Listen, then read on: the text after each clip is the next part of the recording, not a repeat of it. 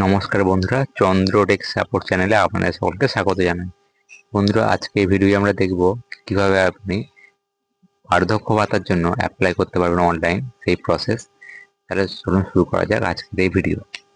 বন্ধুরা, বার্ধক্য ভাতা আমাদের রাজ্যে 60 বছর বয়সের পর থেকে 60 বছর হয়ে যাওয়ার পর থেকে আমরা অ্যাপ্লাই করতে পারি।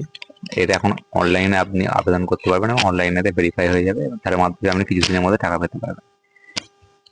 এই যে এই সমস্ত কাজ এই ওয়েবসাইটের মাধ্যমে হয়, সেটা হচ্ছে এনএসএপি। তো এই এনএসএপি যে আছে, ন্যাশনাল সোশ্যাল অ্যাসিস্ট্যান্স প্রোগ্রাম যে আছে, ওই অ্যাপসের মাধ্যমে কাজগুলো হয় এবং ওখানেতে দেখতে পাওয়া যায় পরবর্তীকালে যে আপনি টাকাটা পাচ্ছেন কি, কতদিন পাচ্ছেন বা না পাচ্ছেন, কি কারণে পাচ্ছেন না, ইত্যাদি দেখতে পাওয়া যায়।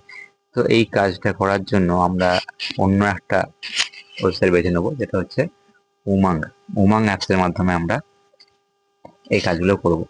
সেই জন্য আমরা যে কোনো ব্রাউজার আপনি ওপেন করবেন, করার পরেতে উমাং টাইপ করবেন, টাইপ করে এন্টার দেবেন। প্রথম যে ওয়েবসাইটটা খুলে আসবে ওই অপশানে ক্লিক করবেন। ক্লিক করলে একটি পেজ খুলে আসবে এবং ওই পেজটি খুলে আসবে। পাওয়ারটা কেটে নিন, কেটে নিয়ে লগ ইন অথবা রেজিস্টার একটা অপশন আছে।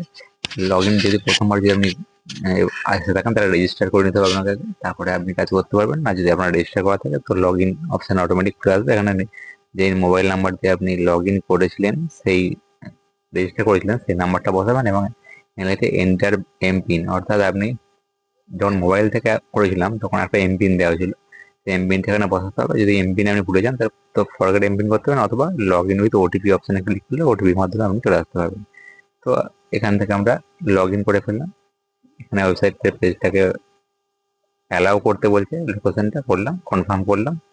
এবার পেজটা খুলে এলো, স্টেট সাকসেসফুলি আছে, পেজটা খুলে আসলো। এবার এই পেজেতে উমাঙ্গের মাধ্যমে আপনি বহু কাজ করতে পারবেন, একসাথে অনেক কাজ করতে পারবেন, অনেক পরিষেবা এর মধ্যে দেওয়া থাকে।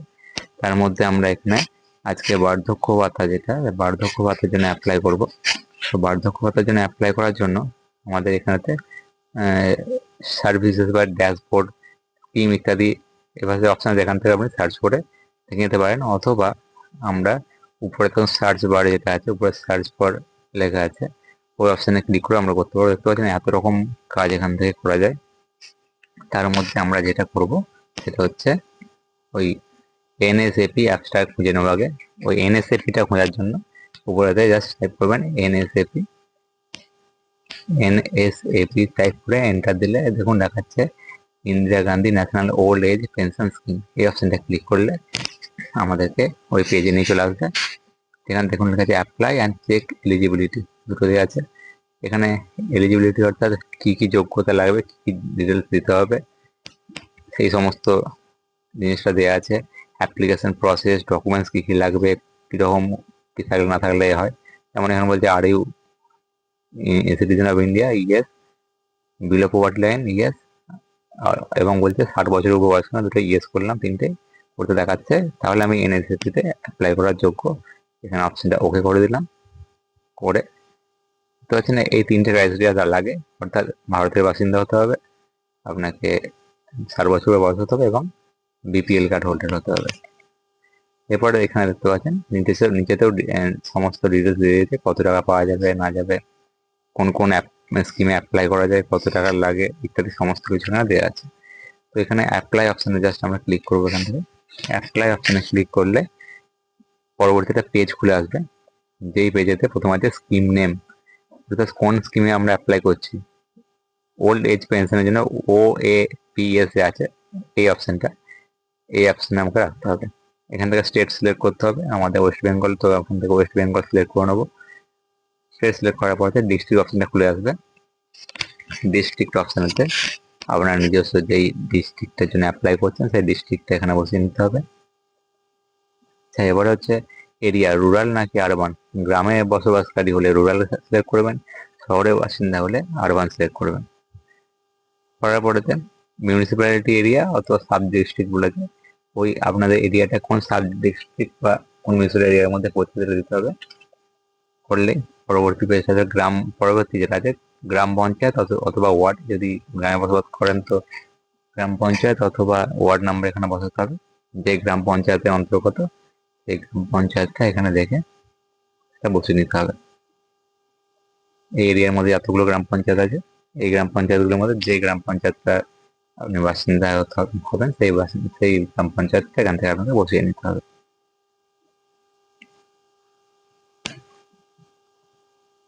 গ্রাম পঞ্চায়েত হয়ে গেলে ভিলেজ চেয়েছে, ভিলেজ অর্থাৎ গ্রামের নামটা এখানে লিখবেন। হ্যাবিটেশন বলেছে, মানে এরিয়ার কোন এরিয়ার মধ্যে পড়ে, এবং অটোমেটিক দেওয়া থাকবে ওখানে। এবার হচ্ছে নেম, অর্থাৎ বেনিফিশিয়ারি নেম, অ্যাপ্লিকেন্ট নেম, যিনি অ্যাপ্লাই করছেন তার নামটা এখানে বসাতে হবে। নাম এবং পদবি দুটো এখানে বসাবেন। বড় হাতের লেখার চেষ্টা করবেন, ক্যাপিটালে লিখে নাম এবং স্পেস দিয়ে তার পদবি লিখবেন। নেম এবং সারনেম লেখা হয়ে গেলে হাজবেন্ড অথবা ফাদার্স নেম জানতে চাইছে, এখানে যিনি আবেদন করছেন তার বাবার নাম দেবেন, বা তিনি মহিলা হলে যদি মহিলা হন, তারা যদি কোনো হাজবেন্ডের নাম বসাতে তো হাজবেন্ডের নামটা বসাতে পারে। তো এখানে আমি তার বাবার নামটা বসাচ্ছি। এখানে জেন্ডার চেয়েছে, জেন্ডার মেল করলাম। এছাড়া আছে ডেট অফ বার্থ ঠিক করে যে একটা উপরে অপশনে ক্লিক করলে একটা ক্যালেন্ডার খুলে আসবে। ক্যালেন্ডারের উপরে দেখবেন একটা সালের দেওয়া আছে, আমাদের সালটা চুজ করে নেবেন। তারপরে দেখবেন এবং মাসের গুলো আছে, ডেট অফ বার্থে কোন মাস এবং তার সাথে কত তারিখ, সেই তারিখটা এখান থেকে আপনাকে লক্ষ্য করতে হবে, এবং লক্ষ্য করে সেই তারিখটা এখানে বসাতে হবে। বসিয়ে নিলে নিচে এজ ক্যালকুলেশন করে দেখিয়েছে কত বছর, এখানে 60 বছর বয়স হয়ে গেছে দেখাচ্ছে, অর্থাৎ এখানে এলিজেবল। তো এরপরেতে দেখাচ্ছে কাস্ট দিতে হবে, এবং লাস্টে নিচে আছে অ্যাড্রেস, অ্যাড্রেসটা বসাতে হবে। অ্যাড্রেসটা যেমন আছে আধার কার্ডে যে অ্যাড্রেসটা দেওয়া আছে, সেই অ্যাড্রেসটা দেখে হুবহু সেই অ্যাড্রেসটা এখানে বসিয়ে নিতে হবে। আধার কার্ডের অ্যাড্রেসটা এখানে বসিয়ে নিতে হবে। অ্যাড্রেস বসানো হয়ে গেলে নিচে আছে পিনকোড, ওই এরিয়াটি কোন পিনকোডের অন্তর্গত, পিনকোডের নাম্বারটা এখানে বসিয়ে নেবেন। বসিয়ে নেক্সট অপশনতে আপনাকে ক্লিক করতে হবে। নেক্সট অপশনে ক্লিক করলে বেনিফিশিয়ারি নাম্বার, মোবাইল নাম্বার, মোট 3টে অপশন দেখাচ্ছে। বেনিফিশিয়ারি নাম্বারটাতে আধার নাম্বারটা বসাতে হবে, এবং মোবাইল নাম্বারটায় যে ব্যক্তি আবেদন করছেন তার মোবাইল নাম্বারটা বসাবেন। তো প্রথমে আমরা এখানেতে বেনিফিশিয়ারি নাম্বার যেটা বলেছে, বেনিফিশিয়ারি নাম্বারের জায়গাতে ওই ব্যক্তির আধার নাম্বারটা বসিয়ে নিচ্ছি। এবার মোবাইল নাম্বার, যিনি আবেদন করছেন তার যে মোবাইল নাম্বারটা আছে, মোবাইল নাম্বারটা আমরা এখানে বসিয়ে নেব। মোবাইল নাম্বারটা এখানে বসিয়ে নেব।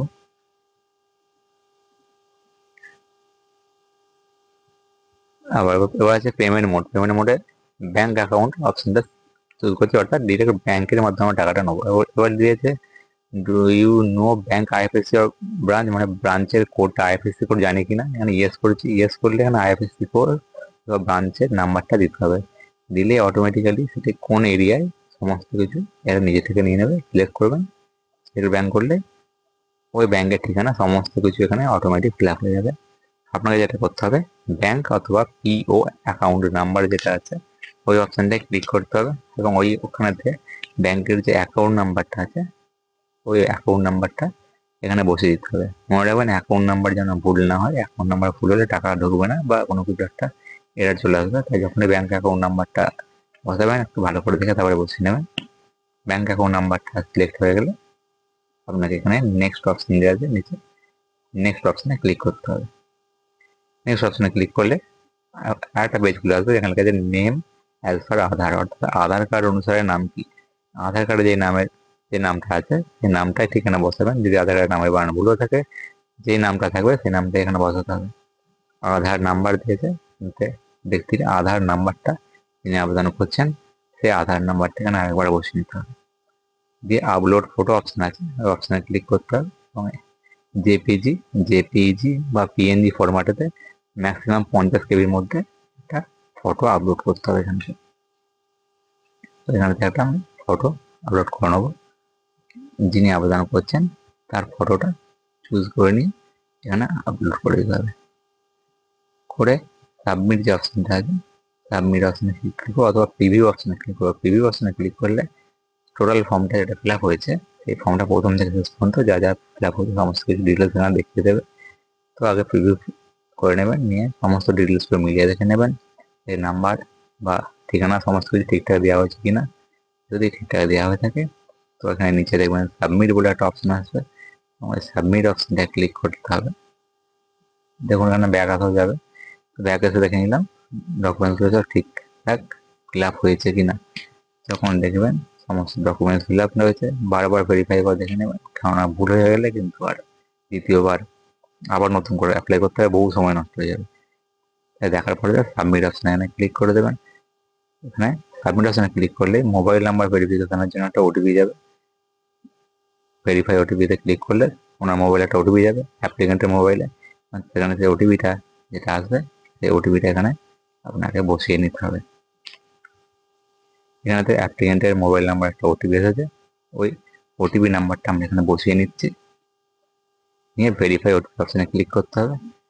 দেখুন মোবাইল নাম্বার ভেরিফায়ার সাকসেসফুলি দেখাচ্ছে, অর্থাৎ মোবাইল নাম্বার ভেরিফাই হয়ে গেছে।